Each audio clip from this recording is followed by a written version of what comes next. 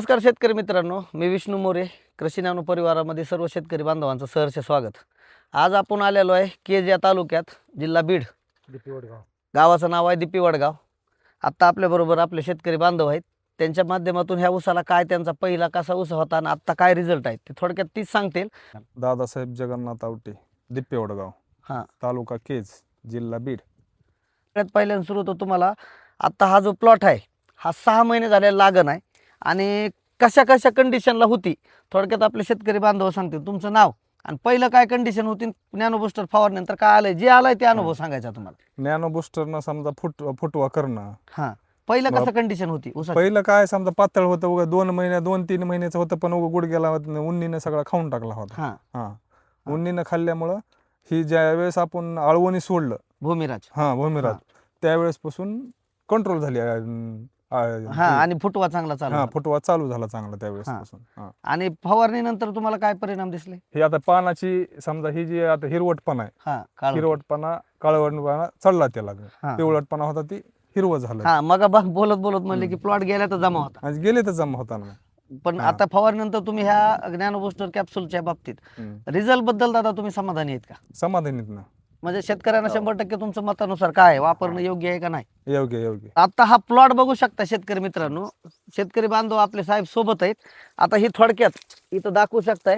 ही size बघा आधी ऊसाची, आणि सगळ्या ऊसाची बघा. एका बेटाला किती फुटवे आहेत ही दाखवू आपण. 1, 2, ही 3, ही 4, ही 5, ही 6, ही 7, ही 8, ही 9, ही 10, ही 11, इकडे एक 12, 13 फुटवे आहेत बारके सोडून. आणि शेतकरी मित्रांनो ह्याची साईज बघा ऊसाची. ही आपल्या ही सगळ्या ऊसाची साईज बघा तुम्ही. ही रिझल्ट आहे बीड जिल्ह्यात. आणि ऑलरेडी आहे ना ह्या दीपी वडगाव मध्ये आपलं जे प्रोडक्ट आता ही वापरलंय 2 ड्रिचिंग. आणि ही आता ऊसाचे पेरे सुद्धा मोजू शकताय. 6 महिन्याचा ऊस आहे आता. ही आता साईज आहे, इथं जवळून दाखवा जरा. ही साईज बघू शकताय. 1, 2, 3, 4, 5, 6, 7, 8, 9, 10, 11, 12, 13, 14 आणि हा 15, वर एक 16 आहे मित्रांनो. आता हा ऊसाचा सगळा प्लॉट बघू शकताय तुम्ही. ह्याची साईज बघा, फुगवण बघा, आणि पानाची साईज पण तुम्हाला इथं पानाच्या साईज वर इथं दाखवतो मी. कंप्लीट 4 बोट जवळून दाखवा. कंप्लीट 4 बोट बसतात शेतकरी. पहिल्यांदा सुरू ह्याला उन्नी झाल्यामुळं आणि तुटाळ झाल्यामुळं हा प्लॉट जवळपास तुम्ही मोडायच्या म्हणजे सोडून द्यायचं का ह्याच्यात होता. हां, तर नंतर आपल्या नॅनो भूमिराज जे 250 ग्रॅम मध्ये त्याची एक ड्रिचिंग आणि ही फवारण्या नॅनो बुस्टरच्या ह्याने एकच घेतलेली आणि 2 वेळेस ड्रिचिंग घेतलेली. 6 महिन्याचा ऊस आहे. पहिले तर 2 महिने त्यांनी म्हणले मोडायच्याच कंडिशन मध्ये होता. नंतर ही दिल्यानंतरच ग्रीप चालू झाली. हां, तर आता ही पानं सुद्धा बघू शकता ह्याच्यावर तुम्ही. इथं का कंप्लीट 4 बोट बसतात शेतकरी मित्रांनो. आणि सगळे पानं बघू शकता. ही पानाची साईज आणि हा पूर्ण प्लॉट थोडासा पूर्ण वर चढून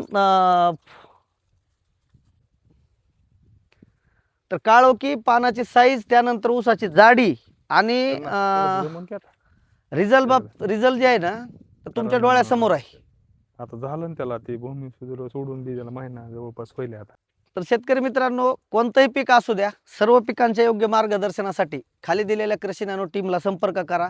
जे योग्य आहे ते आम्ही माहिती सांगू. त्याचबरोबर उत्पादन वाढीबरोबर जमिनीची सुपीकता वाढवण्यासाठी कृषी नॅनो टीमला सहकार्य खाली दिलेल्या नंबरवर संपर्क करू शकताय. आणि शेतीबद्दल अशा नवीन माहितीसाठी शेतकरी मित्रांनो आपलं यूट्यूब चॅनलला सबस्क्राईब करा, लाईक करा आणि आपल्या शेतकरी बांधवांना शेअर करा. जय जवान, जय किसान.